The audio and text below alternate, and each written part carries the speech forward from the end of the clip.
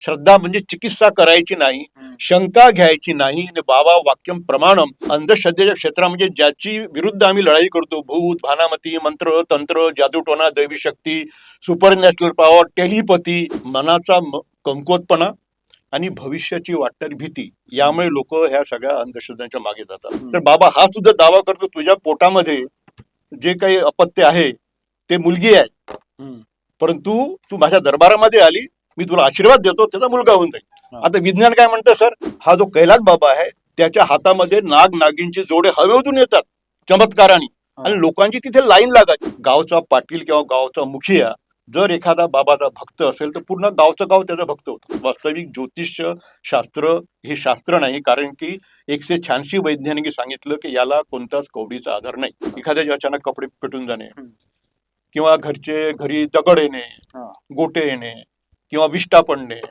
किंवा एखादी वस्तू गायब होऊन जाणे, अचानक आग लागणे, घरचं अन्न बाहेर येऊन पडणे, ह्या गोष्टी ज्या होतात ह्या मोठ्या विचित्र असतात. या लिफाफ्यामध्ये 10 रुपयाची नोट आहे, त्याचा नंबर काय हे सांग, किंवा यामध्ये काय लिहिलं हे सांग. हे जर तो सांगू शकला तर आम्ही त्याचे गुलाम व्हायला तयार आहे. लोकांची या ओळखणी भावा, अनेक दांभिक येती गावा, लुटती जनांची ढोंगी बुवा मागे लागून या. चमत्काराच्या भरी भरुनी केली देशाची धुडगा. चमत्कारात त्यावेळेस त्यांनी लताडलाय. चमत्कार जे करतात ते खरे संत नाही. लोकांना का रे तुमच्या गावामध्ये देव अंगामध्ये आला का? लोक हो जीव आमच्या गावामध्ये देव अंगामध्ये येते. अरे कोणत्या देव अंगामध्ये येते? मातामाई अंगामध्ये येते, मरामाई अंगामध्ये येते. मग गाडी गावात त्यांची फिरकी घ्यायचे. ते म्हणते का रे तुमच्या डोक्यामध्ये काय आहे रे? इथं बाया माणसं बसले राहायचे. सर आमच्या डोक्यामध्ये वो आहे जीवन. देवी देवता कधीच कुणाच्या अंगामध्ये येत नाही. देवाला की काम धंदे नाही का खुश त्याच्या अंगात, खुश त्याच्या अंगात, असा सवाल गाडगे भाव करायचे. चॅनलचे अपडेट्स मिळवण्यासाठी कृपया @पोस्ट मराठीला लाईक करा, शेअर करा आणि सबस्क्राईब करायला विसरू नका. नमस्कार, मी गौरव मानकर @पोस्ट मराठीमध्ये तुमच्या सर्वांचं मनापासून स्वागत करतो. राज्यामध्ये मागील 4-5 दिवसांपासून कॅप्टन बाबा खरात यांचं मोठ्या प्रमाणावर भोंदूगिरीचं प्रकरण उघडकीस आलेलं आहे. या अशोक खराचे जे काही प्रताप आहेत ते देखील सर्वांपुढे महाराष्ट्रासमोर येतात. परंतु प्रश्न असा आहे की बुवाबाजीच्या नादाला लोक लागतात का, आणि ही बुवाबाजी लोकांना कशा पद्धतीने आपल्या जाळ्यामध्ये ओढतात आणि त्यांचं शोषण करतात, हा महत्वाचा प्रश्न आहे. आणि खरं तर यासाठी राज्यामध्ये जादूटोणा विरोधी कायदा देखील तयार झालेला आहे. आणि त्यामुळं ही असं सगळं असतानाही असे प्रकार का घडतात, त्यांच्या नादी जे राजकारणी असेल, समाजातील शिक्षित अधिकारी असतील किंवा उद्योगपती असतील, समाजातील नामवंत लोक जे आहेत ते त्यांच्या मागे जातात, आणि त्यामुळं सामान्य जनतेवर त्यांचा कशा पद्धतीनं प्रभाव पडतो हे देखील समजून घेणं महत्वाचं आहे. त्यामुळं आज आपल्यासोबत एक विशेष गेस्ट आहेत आणि त्यांच्याकडून आपण जाणून घेणार आहोत की हे सर्व प्रकार हे कशा पद्धतीनं होतात. आणि आता आपल्यासोबत या विषयावर चर्चा करण्यासाठी अखिल भारतीय अंधश्रद्धा निर्मूलन समितीचे राष्ट्रीय महासचिव हरीश देशमुख सर आहेत, आणि ते आपल्यासोबत आहेत. त्यांच्याकडून आपण जाणून घेऊया हे सगळे प्रकरण कशा पद्धतीने घडतात. कारण आपण नागपुरातून सध्या बोलत आहेत आणि नागपुरामधून अखिल भारतीय अंधश्रद्धा निर्मूलन समितीने अनेक बाबा बुवांचा भांडाफोड केलेला आहे, अनेकांना जेलमध्ये देखील टाकलेला आहे. त्यामुळं हरीश सर तुमचं खूप खूप स्वागत आहे आमच्या स्टुडिओमध्ये तुम्ही आलात. आणि निश्चितच माझा पहिला प्रश्न तुम्हाला असा आहे की ज्या पद्धतीनं राज्यामध्ये मागच्या 4-5 दिवसांपासून प्रकरण गाजत आहेत अशोक खरात यांचं, तर यामध्ये अनेक राजकीय मंडळी आहेत, IAS IPS ऑफिसर्स आहेत, त्याच पद्धतीने काही उद्योगपतींचे देखील नावं समोर येत आहेत. तर हे सर्व आपण ज्यांना समाजामध्ये सुशिक्षित लोक मानतो, हे सर्व लोक अशा बुवाबाजीच्या नादी का लागत असेल आणि त्याचे परिणाम मग हे अशा पद्धतीने पुढे दिसतात आपल्याला. नमस्कार मित्रांनो, तुम्हाला माहिती आहे की नागपूरला अखिल भारतीय अंधश्रद्धा निर्मूलन समिती गेल्या 42 वर्षापासून काम करते. आणि ही समिती काम करत असताना या समितीचा उद्देश आहे की समाजामध्ये वैज्ञानिक दृष्टिकोन निर्माण करणे. आणि विशेष म्हणजे जी भूमिका अशी आहे की आमचा कोणत्याच देवाधर्माला विरोध नाही, परंतु देवाधर्माच्या नावावर जे ढोंग आणि शोषण समाजामध्ये त्याला आम्ही कडाडून विरोध करतो, ही आमची भूमिका आहे. अखिल भारतीय अंधश्रद्धा निर्मूलन समितीचा उद्देशच आहे की या समाजामधली बुवाबाजी, मंत्रतंत्र, जादूटोणा हे अस्तित्वहीन जे दावे आहेत त्याला विरोध करणे, अंधश्रद्धाचं निर्मूलन करणे. आणि आज तुम्ही जो प्रश्न उपस्थित केला की महाराष्ट्रामध्ये आज मोठे मोठे मंत्री, संत्री, राजकारणी एका बाबाच्या नादी लागून कशा प्रकारे आपल्या महाराष्ट्रामध्ये अंधश्रद्धेचं हे स्तोम माचवलेलं आहे. जसं की तुम्ही सांगितलं, सिन्नर तालुक्यातल्या मिरगाव येथला कॅप्टन अशोक खरात या 63 वर्षाच्या व्यक्तीने, जो म्हणतात की कॅम्प्टर होता, आपल्या हा. जहाजावरती नौदलामध्ये. नौदलामध्ये होता. हा. आणि त्यानंतर त्याने जे काही बुवाबाजी केली, तर बुवाबाजी ही काही नवीन आमच्यासाठी नाहीये. हम्म. तुम्ही सांगितलं की नागपूरमध्ये आम्ही इतक्या वर्षापासून काम करतो. प्राध्यापक श्याम मानव संस्थापक संघटक आहे याचे, आणि त्याच्या अगोदर उमेशबाबू चौबे, डॉक्टर सी.जी. पांडे या लोकांनी रॅशनल मुवमेंट या ठिकाणी चालवल्या, आणि बुवाबाजीच्या विरुद्ध लढा आपल्या 40-50 वर्षापासून सुरू आहे. तर हम्म. बुवाबाजी म्हणजे नेमकं काय आहे, की जो व्यक्ती स्वतःमध्ये दैवी शक्तीचा दावा करतो त्याला बाबा असं म्हणतात. हा. आणि इथे मला सिद्धी प्राप्त होईल, देव प्राप्त होईल, या आशेने तो पूजा अर्चा वगैरे करून, आणि एखादा व्यक्ती म्हणतो की मी तुमच्यापेक्षा वेगळा, माझ्यामध्ये सिद्धी प्राप्त आहे, हम्म. मंत्रतंत्र शक्ती आहे, भूत प्रेतची शक्ती आहे, अशी भासवून लोकांना, इतर लोकांपेक्षा स्वतःला वेगळं सोडून तो बाबा म्हणतो. आणि अशा पद्धतीने तो समाजामध्ये वरदहस्त ठेवून समाजामध्ये बुवाबाजी करतो. याचं जिवंत उदाहरण आज जर असेल तर कॅप्टन अशोक खरात हे आपल्या महाराष्ट्रामध्ये दिसत आहे. हम्म. या माणसानी इतक्यातल्याच घटना आहे की त्यांनी स्वतःमध्ये दैवी शक्ती आहे, चमत्कारी शक्ती बसून कित्येक स्त्रियांना, आता स्त्रियांमध्ये काही गोर गरीब स्त्रिया नाही तर चांगल्या उच्च शिक्षित, उच्च पदाधिकारी, ज्या नेत्या आहेत, ज्या राष्ट्रीय पातळीवर काम करतात, राज्याचं काम करतात, महिला संघटनेचं काम करतात, अशा मोठ्या मोठ्या व्यक्तींना आपल्या नादी लावून त्यांनी कसं बनवलं, कसं फसवलं, हे काही नवीन गोष्ट नाही आहे. इतकं घृणास्पद कृत्य आहे, चीड आणणारी गोष्ट आहे की त्यांचं लैंगिक शोषण त्या माणसाने केलं, कारण की त्या लोकांची त्याच्यावर श्रद्धा असते. तुम्ही जो प्रश्न केला की शिकले सवरले आणि हे श्रीमंत लोक, राजकारण लोक त्याच्या नादी कसे लागतात, याला कारण आहे की ते श्रद्धेवर विश्वास ठेवतात. श्रद्धा म्हणजे चिकित्सा करायची नाही, शंका घ्यायची नाही, आणि बाबा वाक्यम प्रमाणम या उक्तीने त्यांची श्रद्धा चालते. आणि केव्हा श्रद्धावान मनुष्य केव्हा अंधश्रद्धेकडे हे त्यांनाही कळत नाही. आता बघा, आपल्या महाराष्ट्र राजकारणामध्ये शिंदे साहेब मुख्यमंत्री झाले, हो. त्यावेळेचं वातावरण बघा तुम्ही, तर त्यावेळेस सुद्धा हे राज्य आपल्याला कसं मिळेल यासाठी जे काही बोवाबाजी किंवा जी धर्माच्या नावावर त्यांनी जे काही कृत्या केलं असेल, हो. त्यामध्ये ह्या बाबाचे नाव समोर आलेलं आहे. त्यांनी काही कृत्या सांगितल्या, काही उपाय सांगितले. बरं, विशेष म्हणजे हा अशोक खरात बाबा हा लोकांचं भविष्य पाहायचा, हो, ज्योतिषी. अंक, स्वतःला ज्योतिषी म्हणायचा, अंकशास्त्र म्हणता. आणि मजेदार गोष्ट याच्यामध्ये मला ही आढळली सर, की अंधश्रद्धेच्या क्षेत्रामध्ये ज्याची विरुद्ध आम्ही लढाई करतो, भूत, भानामती, मंत्र, तंत्र, जादूटोना, दैवी शक्ती, सुपर नॅशनल पॉवर, टेलिपॅथी, ह्या सगळ्यांचं या ज्या गोष्टीचं अस्तित्व नाही, त्या गोष्टी त्याच्यामध्ये तो कृती करतो. आणि त्या बुवाबाच्या नादी लागून त्या कित्येक स्त्रिया त्याच्या मागे लागल्या. आणि मजेदार गोष्ट म्हणजे त्यांनी त्यांचं लैंगिक शोषण केलेलं आहे. अगोदरही आम्ही असे कित्येक बाबा आपल्या नागपूरमध्ये, आपल्या महाराष्ट्रामध्ये हो. अखिल भारतीय अंधश्रद्धा निर्मूलन एक्सपोज केलेले आहे, की नव्याने आमच्याकडे बिलकुल नवी गोष्ट नाहीये. एक वाघबारे बाबा होते, 86 सालाच्या सर, आपण ह्या नागपूरमध्ये ज्या ज्या भांडाफोड झालेल्या त्यावर आपण यापर्यंत हे जे खराचं जे प्रकरण आहे, यामध्ये जे आपण म्हणतो की राजकारणी लोक त्यांच्या मागे लागलेले होते, शिंदे वगैरे या सगळ्यांचं नाव येत आहेत, अनेक होते मंत्रिमंडळातील, आताचे पण भरपूर आहेत. या लोकांना नेमक्या अशा काय अपेक्षा असतात की आपण त्यांच्यापर्यंत गेलेलं पाहिजे? कारण यांना मला असं वाटतं की श्रद्धा, अंधश्रद्धा याशिवाय त्यांचा स्वतःचा स्वार्थ याच्यामध्ये जास्त दिसून येतो. आणि खरोखरच हा स्वार्थ पूर्ण होतो का यांच्यापर्यंत गेल्यावर? मनाचा कमकुवतपणा आणि भविष्याची वाटणारी भीती, यामुळे लोक ह्या सगळ्या अंधश्रद्धांच्या मागे जातात. वैज्ञानिक जाणीवा त्यांच्यामध्ये नसतात, वैज्ञानिक दृष्टिकोनाने ते कोणती चिकित्सा करत नाही.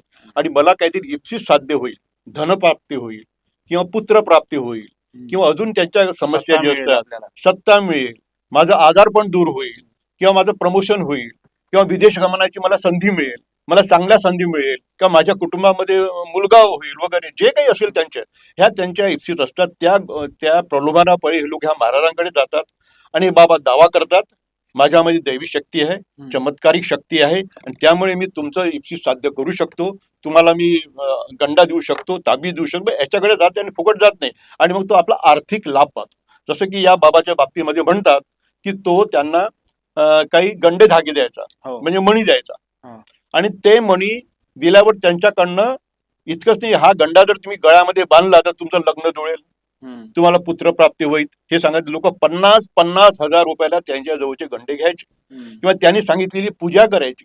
इथपर्यंत ठीक आहे. पण याच्या व्यतिरिक्त जे आता त्याचे व्हिडिओज आणि त्याचे क्लिप्स जे व्हायरल होत आहे, कारण का सीसीटीव्हीचा जमाना आहे हा, अगोदर सीसीटीव्हीचा जमाना नव्हता, असे आम्ही तुम्हाला हे सांगत होतो. त्याच्या अगोदर आम्ही खूप बाबा एक्सपोज केले. असेच धंदे जे करायचे, अशाच कृत्या करायचे, असंच शोषण करायचे, असं लैंगिक शोषण त्यांनी केलेले आहे. त्याची आम्ही रिपोर्ट सगळे पोलीस मध्ये दिले आहे. असे तुमच्याकडे पुष्कळ नाव आम्ही देऊ शकतो. वाघमारे बाबाचं नाव सांगितलं तुम्हाला, कृपालू महाराजचं नाव सांगितलं, अजून एक भस्मासूर बाबा आहे, असे कित्येक बाबा आहे ज्यांचं स्त्रियांचं लैंगिक शोषण होते, पण त्याचे पुरावे नसतात, बंद कमऱ्यामधल्या ह्या गोष्टी असतात. पण या वेळेस मात्र सीसीटीव्ही कॅमेऱ्याने त्याची सगळी नोंद केली, जगाला माहीत केलं, आणि जाहीरपणे बाबा कसं लैंगिक शोषण करतात ती चीड आणणारी गोष्ट आहे. आणि ते विभत्सपणा सगळं आज आपण आपलं पूर्ण महाराष्ट्र बघत आहे, हे फार दुःखाची बाब आहे. बरोबर आहे. आता हे खरा त्यांचं जे प्रकरण आहे, परंतु जनरली जे बुवाबाजी आहेत आणि त्यांच्या मागे जे लोक लागतात, ते यासाठी लागतात की एखादा कोणीतरी असतो आणि तो सांगतो की मला याच्याकडे गेल्यानंतर फायदा झाला, आणि फायदा कोणता झाला तर असं आता फॉर एक्झाम्पल मूल होत नव्हतं तर मूल झालं, त्यांनी गंडा दिला किंवा एखादा काहीतरी वस्तू दिली खायला, ते झालं. त्याच्यानंतर दुसरा जातो की मला नोकरी लागत नव्हती परंतु गेलो, फायदा. आता हे फायदा झाला त्याच्यामुळे लोक जातात, यामध्ये किती तथ्य राहू शकते? यामध्ये काहीच तथ्य नसतं सर, कारण की हा ठोकताळाचा सिद्धांत, लॉ ऑफ प्रोबेबिलिटी. 100 लोक जातात, 100 त्याच्याकडे स्त्रिया जर गेला आणि त्या प्रत्येक स्त्रियेला सांगितलं की जा तू माझ्या दरबारामध्ये आली, तुला या ठिकाणी मुलगा होऊन जाईल, किंवा तिने म्हटलं की बाबा मी गर्भवती आहे, मला मुलगा झाला पाहिजे, तर बाबा हा सुद्धा दावा करतो तुझ्या पोटामध्ये जे काही अपत्य आहे ते मुलगी आहे, परंतु तू माझ्या दरबारामध्ये आली, मी तुला आशीर्वाद देतो, त्याचा मुलगा होऊन जाईल. आता विज्ञान काय म्हणतं सर? क्रोमोझोमचं विज्ञान आपण शिकलो, एखाद्या स्त्री पुरुषाचा संबंध आल्यावर मुलगा कसा तयार होतो, मुलगी कशी तयार होतो, एक्सएस क्रोमोझोम्स असतात पुरुषाकडे, स्त्रियांकडे XY असतात, मुलगा मुलगी हे सगळं माहित आहे.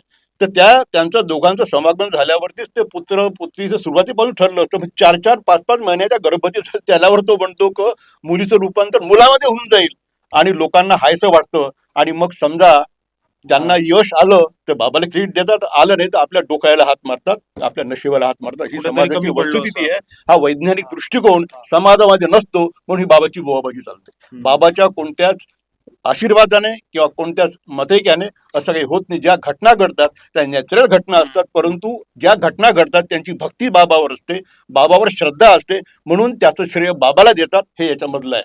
जी आपला महिलाचे जे अध्यक्ष ज्या मॅडम होत्या, त्यांचं नाव खूप आले, रुपाली चाकण, त्या त्यांच्या भक्त होता. म्हणजे प्रत्येक कृतीत अनेक गोष्टी त्यांच्या जीवनामध्ये घडतात. बाहेर गेल्यावर त्यांना ऑटो मिळणे, रिक्षा मिळणे, किंवा पिक्चरचं तिकीट मिळणे, किंवा प्रमोशन मिळणे, किंवा एखादा सत्कार होणे, ते त्या सगळ्यांचं क्रेडिट तर बाबाला देणं, कारण की बाबावर त्यांची श्रद्धा आहे. सगळं बाबाच्या म्हणतात. आणि त्या एवढा मोठा व्यक्ती बाबाकडे जातो, म्हणून त्यांना मांडल्याला इतर मंत्र्या, त्यांच्या मैत्रिणी, त्यांच्या सगळ्या, त्यांच्या सोबती, ते सुद्धा बाबाकडे जायच्या आणि त्याच्या नादी लागायचा. बाबा मात्र कशी बदमाशकी करायचा हे तुम्हाला त्यांच्या सगळ्याच कृतीवरून हे आज जाहीर झालेलं आहे. इतकंच नाही, त्या ठिकाणी बाबा एक सर्पपूजा करायचा सर, आणि सर्पपूजा करताना सगळ्याचं ध्यान लावून ध्यानस्थ बसायचे, आणि मग एक नाग तिचं चालत यायचा फाटफाट फाटफाट फाटफाट, आणि तो नाग चालत आला की लोकांना खरं वाटायचं. इतके मूर्ख लोक की खरोखर बाबाने नाग आला, बाबाच्या ऑर्डरवरतीच तो नाग चालला जातो असं म्हणायचं. याच्याने कित्येक वर्ष लोकांना बेवकूफ बनवले असं म्हणता येईल, कारण की तो आताच माहीत झालं पोलिसांना, कारण की सरकारने SIT स्थापन केल्यानंतर त्याची जी सखोल चौकशी होत आहे, त्यामध्ये हा नाग नकली आहे, आणि केवळ रिमोटच्या कंट्रोलने तो खेळण्यामधला साप आहे, तोच तो येतो, तो तुम्हाला पुढच्या स्टुडिओमध्ये नाचवून दाखवेल, असं काही त्याच्याकडे दैविक किंवा कोणता साप नाही. हे समजण्याला आहे की त्यांनी किती लोकांना बेवकूफ बनवलं. इतकंच नाही सर, सापाच्या बाबतीने आमच्या नागपूरमध्ये आपल्या एक उदाहरण तुम्हाला सांगतो. एक कैलास बाबा होते, मोदी नंबर 3 मध्ये उदाहरण ठेवा, हे उदाहरण आहे माझ्याकडे.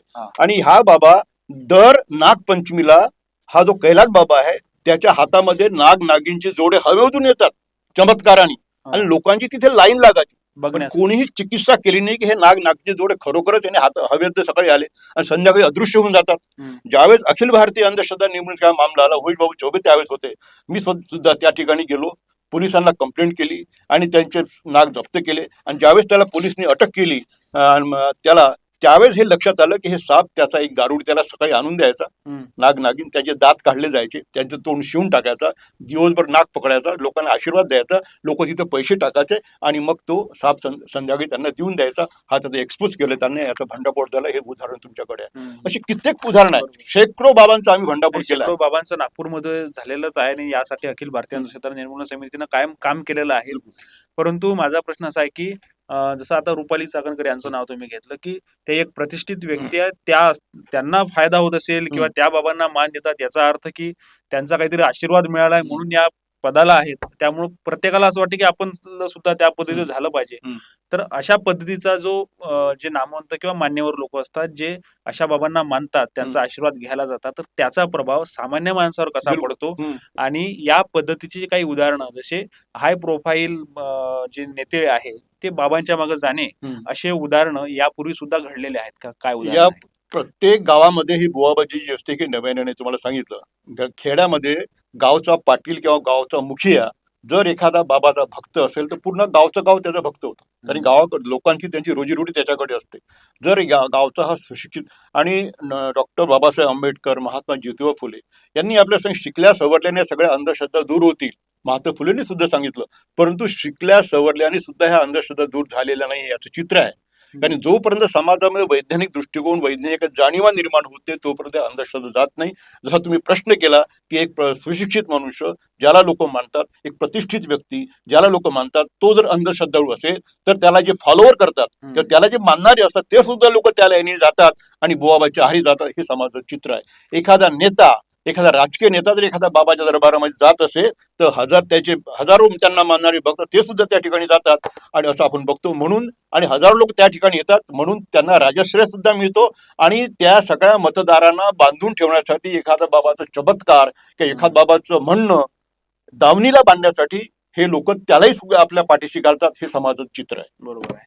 परंतु या सर्व परिस्थितीमध्ये आता नागपूरमध्ये देखील अनेक तुम्ही कामं केलेले आहेत. लोक बाबांकडे पण जातात, अनेक चमत्कारांच्या गोष्टी, पण यामध्ये चमत्कार हा सर्वात महत्वाचा गोष्ट आहे. परंतु हे बाबाला जर का लिंक करणारी कुठली गोष्ट असते तर ती देव ही संकल्पना असते किंवा देवावर विश्वास ठेवून लोक जातात किंवा देवाचा कोप येईल असं म्हटल्या जाते. तर एकंदरीत कुठली जरी बाबा जरी असला तरी अंतिम जो लिंक करणारी गोष्ट आहे ही देव, भगवंत म्हणा किंवा ही गोष्ट आहे, याला तुम्ही लोकांपुढे जाताना कशा पद्धतीने ते पुढे नेता? ते का आपल्या भारतामध्ये अंधश्रद्धा निर्मूलनाचं कार्य करणाऱ्या अशा 86 संघटना येतात.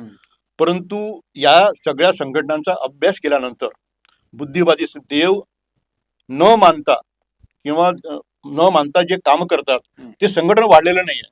परंतु आपल्या महाराष्ट्रामध्ये जी संत परंपरा आहे त्यांच्या पद्धतीने त्यांनी जे काम केलं आहे त्या पद्धतीचा दोरा पकडून, सूत पकडून आम्ही जे काम करतो. की देवधर्म ही लोकांच्या गरजेची गोष्ट आहे, लोकांना पुढे नेणारी गोष्ट आहे. परंतु त्याच्या नावावर जी ढोंग, त्याच्या नावावर जी फसवणूक आहे त्याला मात्र आपण कडाडून विरोध करत असल्यामुळे आम्ही देव ही कल्पना वेगळी. त्याला देव असेल तर चांगल्या गोष्टी करेल, चांगलं भलं करेल असं आपण समजू शकतो किंवा देवामध्ये त्याला शांती मिळू शकेल. पण त्याच्या नावावर तर लोकांना बेवकूफ बनवतो, लबाडी करतो. हे मात्र त्याची बदमाशी आम्ही चालू देणार नाही. म्हणून आमचा कोणत्याच देवाधर्माला विरोध नाही, पण देवाधर्माचे ढोंग आणि शोषण आहे त्याला आम्ही कडावून विरोध करतो. आता पूर्वीच्या पद्धती या चमत्काराच्या होत्या आणि अनेक लोक चमत्कार दाखवत होते, लोक तिथे जाऊन गर्दी करत होते, तुम्ही त्याचा भांडाफोड करत होते. परंतु आताच्या परिस्थितीमध्ये वेगवेगळे सोशल मीडियाचा जमाना आलेला आहे, ऑनलाईन पद्धतीने अनेक या पद्धतीचे देखील आता फ्रॉड होत आहेत. ज्योतिषी हा जो व्यवसाय आहे तो देखील ऑनलाईन पद्धतीने आता पुढे आलेला आहे. तर आताच्या सध्याच्या काळामध्ये बुवाबाजीची बदलती जी पद्धत आहे हे कशा पद्धतीची आहे? खरं म्हणजे हा प्रबोधनाचा मार्ग आहे. कारण की ज्योतिष्य, भविष्य जे फल ज्योतिष्य याला कोणताच वैज्ञानिक आधार नाही आणि फल ज्योतिष्य याला कोणताच वैज्ञानिक, आणि खगोलशास्त्र आहे त्याला मात्र आधार आहे. म्हणून त्याचं आपण कौतुक करतो आणि त्याचं प्रमोशन करतो आणि ते शास्त्रामध्ये शिकवलं जातं. परंतु शिक्षण मंत्री ज्याला म्हणतो, जे त्याचे भक्त होते, मी ऐकलं की ज्योतिषशास्त्र त्याला समजत होतं हे ते मानतात. वास्तविक ज्योतिष्य शास्त्र हे शास्त्र नाही, कारण की 186 वैज्ञानिक सांगितलं की याला कोणताच कवडीचा आधार नाही. ग्रहताऱ्यांनी माणसाचं भविष्य बदलू शकत नाही, ग्रहताऱ्यांचा मानवी जीवनावर परिणाम होत नाही. तरी पण हे ज्योतिषी मात्र आपल्या कुंडल्या करत आणि भविष्य कथन करत लोकांना बेवकूफ बनवतात आणि लोकांना गंडे धागे देतात. ताबीज नागपूरला बोलका पत्रवाला आला असं तुम्हाला माहिती आहे, त्याच्या विरुद्ध आपण आंदोलन केलं आणि त्याला ड्रग अँड मॅजिक ऍक्ट मध्ये नागपूरला पहिल्यांदा अटक झाली. तो सुद्धा भाग्य बदलवणारे खडे लोकांना, राशीचे खडे द्यायचा, लोक खडे करायचे, शरीरावर धारण करायचे आणि ते म्हणायचे की या किरणामधून, या दगडामधून किरण निघतात, शरीरामध्ये वलय निर्माण करण्यात येणारे संकट थोपवल्या जातात असं जे दावा करायचं. आपण त्याला एक्सपोज केलं, त्या खड्याचं परीक्षण केलं. नागपूर विद्यापीठामध्ये परीक्षण केलं त्यांनी, आम्ही इन्स्ट्रुमेंटेशन डिपार्टमेंटमध्ये. तर हे लक्षात आलं की या खड्यामधनं कोणतेच किरण निघत नाही, हा सिलिकॉन डायऑक्साईड रेतीचा खडा आहे. अशा प्रकारे फालतू खडे असतात. परंतु त्याला भविष्याची जोडून ते लोक, कारण की लोकांचा त्या बाबावरती किंवा ज्योतिषावर विश्वास, तो दैवी पुरुष आहे म्हणून तो जी किंमत सांगेल ती किंमत ते लोक देतात आणि ते खडे विकतात आणि फसल्या जातात. हम्म. सर्वसाधारणपणे लोकांना हे लोक ठगवतात, फसवतात, हेच वारंवार सिद्ध झालेलं आहे. हम्म. ज्योतिष शास्त्राला काही आधार काही नाही. आजार बरोबर आहे. परंतु आता ज्योतिषीचा अभ्यासक्रम देखील केंद्र सरकारने चालू केलेला आहे ओपन युनिव्हर्सिटीमध्ये. जे तुमच्या माहितीसाठी सांगतो, नागपूर विद्यापीठामध्ये ज्यावेळेस हा अभ्यासक्रम सुरू करायचा होता त्यावेळेस प्राध्यापक श्याम मानव आणि अखिल भारतीय अंधश्रद्धा निर्मूलन समितीच्या लोकांनी पूर्ण महाराष्ट्रभर आम्ही आंदोलन केलं आणि नागपूर विद्यापीठामध्ये तो कोर्स आम्ही सुरू करू दिला नाही. बाकी छोटे मोठे ठिकाणी असेल, पण तो कोर्स आम्ही न होण्यासाठी आम्ही राष्ट्रपतींना, मुख्यमंत्र्यांना, प्रधानमंत्र्यांना हे सगळे आम्ही निवेदनं पाठवले आणि कडाडून त्याचा विरोध केला.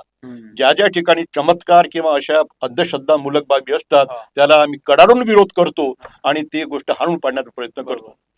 या सगळ्या गोष्टींवर जादूटोणा विरोधी कायदा हा महाराष्ट्रामध्ये लागू आहे आणि याची प्रभावी अंमलबजावणी देखील झालेली आहे सुरुवातीच्या काळामध्ये. परंतु आता हा कायदा, या कायद्यान्वये कुठेशे काय म्हणजे ग्रामीण भागामध्ये कारवाई होतात, जे छोटे मोठे जे बोवाबाजी असतात, परंतु जे मोठ्या लेवलला जे होतं, जसं या पद्धतीनं मागच्या वर्षी धीरेंद्र शास्त्री बाबांचं नागपूरमध्ये प्रकरण झालं होतं, त्यावेळी सुद्धा तुम्ही ती मागणी केलेली होती की जादूटोणा विरोधी कायदा. परंतु असे जे हाय प्रोफाईल बुवा असतात त्यांच्यावर कारवाई होत नाहीत आणि गावखेड्यातले बुवा पकडल्या जातात. प्रश्न फार छान आहे. यामध्ये कायदा बोथड होत का? नाही, हा कायदा जो आहे, मूलभूत कायदा आपण 2013 तयार केला.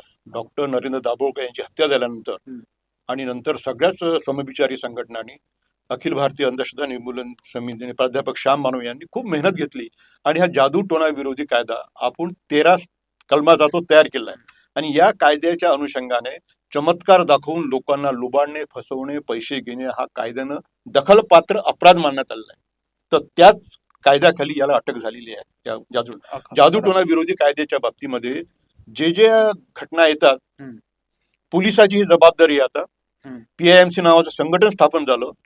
प्रश्न असा होता की हा कायदा स्थापन झाल्यावर प्रत्येक पोलीस स्टेशनला एक अंधश्रद्धा सेल उघडावा, दक्षता अधिकारी नियुक्त व्हावे, त्याचं प्रशिक्षण व्हावं. आणि पहिल्या काळामध्ये आम्ही 2 वर्षामध्ये सरकारने साथ दिली, त्यावेळेस आम्ही प्रशिक्षण पण लोकांची केले. त्यानंतर सरकारने या गोष्टीकडे दुर्लक्ष केलं, त्यामुळे या कायद्याचा प्रचार झाला नाही. या कायद्याचे ज्ञान अजूनही पोलिसांना पुरेसं नाही, म्हणून पोलिसाकडे जायल्यानंतर आम्हाला त्या ठिकाणी त्यांना कॉपी द्यावं लागतं, त्यांना समजून द्यावं लागतं. तरी पण पोलिसांनी म्हणत 2000 लोकांना आतापर्यंत या बुवाबाजांना जादूटोणा विरोधी कायद्यात ज्यांनी उल्लंघन त्यांना अटक केलेली आहे. पण अशाही घटना आहे की अशा घटना होऊन सुद्धा पोलीस त्यांच्यावर कारवाई करत नाही. हे सुद्धा एक दुःखद चित्र आहे. एक नुकतीच तुम्हाला मी घटना सांगतो. पुण्याला एक महिलेने एक महिला जी आहे तिच्या पती पत्नी जर त्यांचं पटत नव्हतं, ती ॲस्ट्रो ज्योतिषी याच्याकडे गेली. लखनौचा कोणीतरी तिवारी ज्योतिषी तिच्याकडे त्याला बोलावलं, विमानाने आला, त्याला खर्च तिने दिला, त्याला 2 लाख रुपये दिले आणि तिच्या घरी येऊन त्याची तिने नग्नपूजा तिची केली.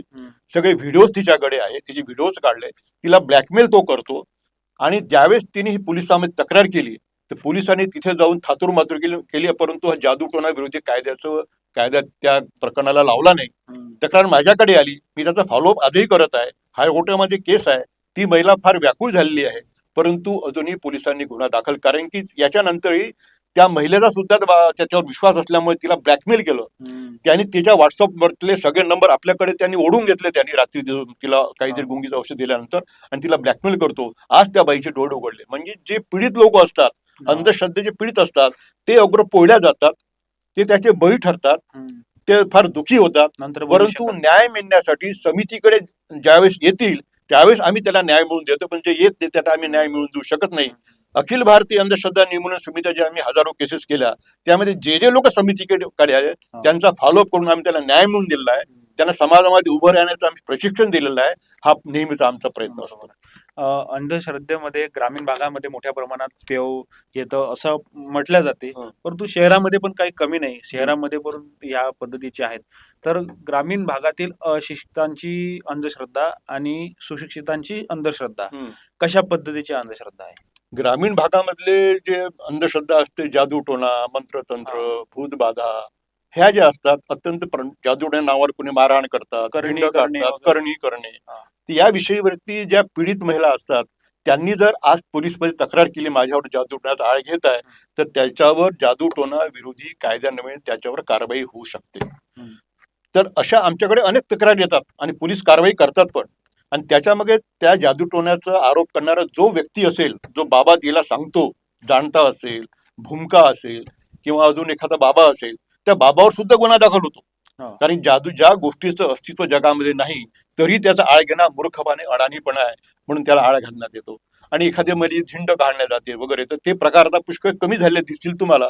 आणि तुम्ही शहरात, आणि ते लोक ग्रामीण भागामध्ये काय की त्यांना जर आम्ही प्रबोधन सभा घेतल्या, जनजागृती केली, लोक समजतात.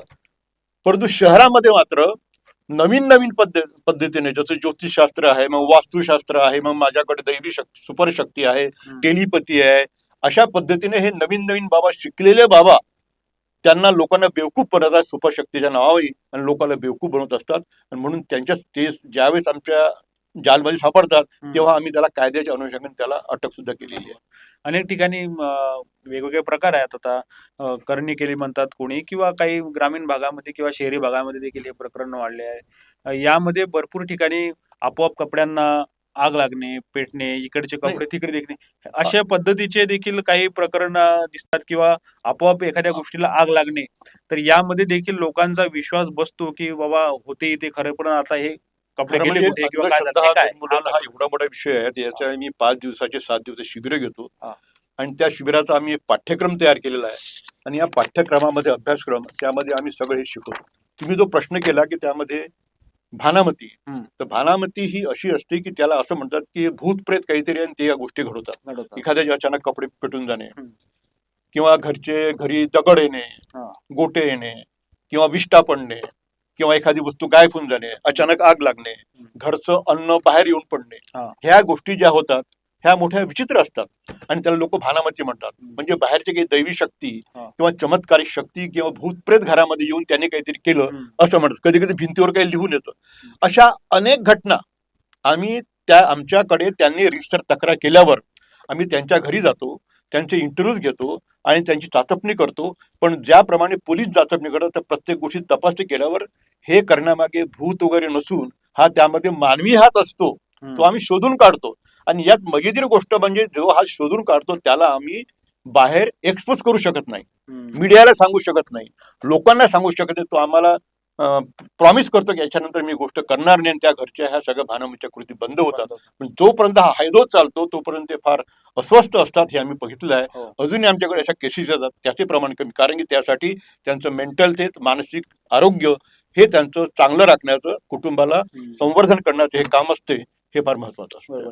आता अशाच पद्धतीचा प्रश्न निघाला. आता आम्ही पण ग्रामीण भागात येतो आणि अशा पद्धतीचे प्रकरण लक्षात येतात, म्हणून आता परत तुम्हाला एक याच पद्धतीचा प्रश्न विचारतो की बरेचसे जे बुवा बाबा असतात ते त्यांच्यापर्यंत गेल्यानंतर लगेच सांगतात की तुझ्या मनामध्ये काय चाललं आहे, अशा पद्धतीच्या देखील गोष्टी सांगतात, किंवा कुठल्या समस्यामध्ये तू गुंतला हे देखील सांगतात लगेच, आणि त्यामुळे पुढच्या व्यक्तीवर त्या पद्धतीचा विश्वास देखील बसतो. हे प्रकार कशा पद्धतीचे असू शकतात? आणि हा सगळा मानसशास्त्राचा प्रकार आहे. ते तुमच्याकडे येणारा मनुष्य दुःखी असतो, हे असतो. वास्तविक त्यांच्यामध्ये कोणतीच शक्ती नसते, काही नसते. मी तुम्हाला सांगितलं की अखिल भारतीय अंधश्रद्धा निर्मूलन समिती, एक अशा अनेक संस्था आहे, अमेरिकेमध्ये, रशियामध्ये पण आहे. त्यांचं प्रत्येकाचं अशा सुपर गोष्टी त्याला चॅलेंज आहे. आमचं अगोदर 2 लाख रुपयाचं चॅलेंज होतं, नंतर 5 लाख रुपयाचं झालं, आज आमचं 80 लाख रुपयाचं आव्हान आहे. असा कोणतेही मनुष्य दुसऱ्याच्या मनातलं सांगत असेल तर आम्ही त्याला आव्हान देतो की बाबा या लिफाफ्यामध्ये 10 रुपयाची नोट आहे, त्याचा नंबर काय हे सांग, किंवा यामध्ये काय लिहिलं हे सांग. हे जर तो सांगू शकला तर आम्ही त्याचे गुलाम व्हायला तयार आहे, आणि त्याला ते बक्षीस द्यायला तयार आहे. परंतु आजपर्यंत कोणी आव्हान स्वीकारलेलं नाही, आणि ज्यांनी स्वीकारलं त्यांचा भंडाफोड झालेला आहे. अशी काही शक्ती कोणामध्ये नसते. ते थातून मातून बोलतात, आणि समाजाचा त्यांना अभ्यास असतो की तू दुःखी आहे, तू कशा तरी विचार करत आहे, तुझ्या घरी काल तुला तुझ्या भावाने रागवलं वगैरे, अशा फालतू गोष्टी सांगतात, आणि लोकांना त्या खरे वाटतात. हा ठोकताळपणा असतो हा, म्हणून या गोष्टीवर विश्वास ठेवण्याची गरज आहे. महाराष्ट्रामध्ये देखील अशा पद्धतीच्या घटना सुरू आहेत, परंतु या आताच्या नव्या घटना नाही आहेत, अगोदरपासून देखील सुरू असलेल्या या घटना आहेत. परंतु महाराष्ट्रामध्ये दुसरी एक परंपरा देखील लाभलेली आहे, ती संतांची परंपरा लाभली आहे, ज्यांनी वैज्ञानिक दृष्टिकोन देखील यामध्ये सांगितलेला आहे. याविषयीचं तुमचं काय मत आहे? नाही, आपल्या महाराष्ट्रामध्ये संत परंपरा आहे, आणि या संत परंपरेमध्ये राष्ट्रसंत तुकडोजी महाराज, संत तुकाराम, संत ज्ञानेश्वर ही जी मंडळी आहे, संत गाडगे बाबा, संत कबीर यांनी फार मोलाचं काम केलेलं आहे. समाजामध्ये जनप्रबोधनाचं काम करताना त्यांनी अंधश्रद्धेवर प्रहार केलेला आहे. संत तुकाराम, नवसायाचे पुत्र होते तर का करणे लागे पती, असा सवाल त्यांनी 350-400 वर्षापूर्वी केला. नवस केल्याने काही होत नाही, हा फालतूपणा आहे, हे त्यांनी त्यावेळेस सांगितलं. संत कबीर मंत्र तंत्र सब झूठ आहे. मंत्रामध्ये काय संत कबीरांनी सांगितलं. संत आपले राष्ट्र तुकडोजी महाराज आपल्या ग्रामगीतेमध्ये अंधश्रद्धा म्हणून निवारण हे लिहिलं होते, अध्याय लिहिलाय त्यांनी. आणि किती मोठं सांगितलं त्यांनी, लोकांच्या ओळखणी भावा अनेक दांभिक येती गावा लुटती जनांची ढोंगी बुवा मागे लागून या. चमत्काराच्या भरी भरुणी केली देशाची धुडगाण. म्हणजे चमत्कारात त्यावेळेस त्यांनी लताडलाय. चमत्कार जे करतात ते खरे संत नाही असं त्यांनी आवर्जून सांगितलंय. संत गाडगे बाबा हे तर म्हणतात जादूटोणा करून माणसाला मारता आलं असं तर कशाला बंदुकाने तोफायची गरज राहिली असती. त्यांनी किती तो खरा अंधश्रद्धा निर्मूलनाचा त्याला मी पाईक समजतो आणि बुद्धिवादी होतो. शिकले पण नव्हते ते, परंतु त्यांचं आम्ही नेहमी उदाहरण देतो की हे जे गाडगे बाबा हे अंधश्रद्धा निर्मूलनाचे खरे होते. जर गावामध्ये कोणाच्या देवी देवता अंगात आलं तर त्या गावामध्ये त्यावेळेस म्हणायचे की देवी देवता कधीच कोणाच्या अंगामध्ये येत नाही. ते लोकांना म्हणायचे भजन कीर्तन करायचे, कीर्तनामधून ते उपदेश द्यायचे लोकांना. का रे तुमच्या गावामध्ये देव अंगामध्ये आला का? लोक हो जीव आमच्या गावामध्ये देव अंगामध्ये येते. अरे कोणत्या देव अंगामध्ये येते? मातामाई अंगामध्ये येते, मरामाई अंगामध्ये येते. मग गाडगे बाबा त्यांची फिरकी घ्यायचे. ते म्हणते का रे तुमच्या डोक्यामध्ये काय आहे रे? इथं बाया माणसं बसले राहायचे. सर आमच्या डोक्यामध्ये उवायची म्हणे. तुमच्या कानामध्ये काय आहे? आमच्या कानामध्ये मैल आहे म्हणे. नाकामध्ये काय आहे? नाकामध्ये मेकडा आहे म्हणे. पोटामध्ये काय आहे? पोटामध्ये घाण आहे म्हणे. अरे वा अरे किती छी छी छी. तुमच्या डोक्यामध्ये घाण आहे, कानामध्ये घाण आहे, पोटामध्ये घाण आहे, म्हणजे तुमचं शरीर सडलं सुडलं आहे की नाही? हो जीव आमचं शरीर सडलं सुडलं आहे. मग गाडगे बाबा म्हणायचे देव तर पवित्र आहे, सर्वश्रेष्ठ आहे. हा पवित्र देव तुमच्या सडल्या सुडल्या माणसाच्या अंगामध्ये कसा येईन रे? असा सवाल गाडगे बाबा करायचे. देवी देवता कधीच कुणाच्या अंगामध्ये येत नाही. देवाला की कामधंदे नाही, घुस त्याच्या अंगात घुस त्याच्या अंगात असं प्रबोधन गाडगे बाबा करायचे. म्हणून मित्रांनो गाडगे बाबाचं फार महत्वपूर्ण योगदान आहे. आणि या संतांनी जे शिकवलं त्याच्या पंक्तीमध्ये हे जे बुवा बाबा मांत्रिक हे जे आज त्यांच्या पंक्तीमध्ये अशोक खरात सारखे बाबा बसतात, त्यांच्या पंक्तीमध्ये बसतात, त्याला तातडीने लाताडायला पाहिजे. त्यांच्या पंक्तीत त्याला बसू द्यायचं नाही. विज्ञान चिकित्सा आणि आत्मविश्वास हा लोकांचा वाढवून महाराष्ट्राला देशाला पुढे न्या. अंधश्रद्धा सोडा आणि देशाला बलवान बनवा असं मी आव्हान या ठिकाणी देतो. या ठिकाणी थांबतो. धन्यवाद. खूप खूप धन्यवाद सर, तुम्ही आमच्या स्टुडिओमध्ये आलात आणि ही महत्वाची माहिती आणि जे समाज जागरणाचं काम आहेत आणि अशा पद्धतीच्या घटना का घडतात समाजामध्ये याविषयी आम्हाला सर्व सविस्तर माहिती दिली. त्याबद्दल तुमचे खूप खूप धन्यवाद. आमचा आजचा व्हिडिओ तुम्हाला कसा वाटला कमेंट बॉक्समध्ये कमेंट करून नक्की कळवा आणि @पोस्ट मराठीला लाईक करा, शेअर करा आणि सबस्क्राईब करायला विसरू नका. धन्यवाद.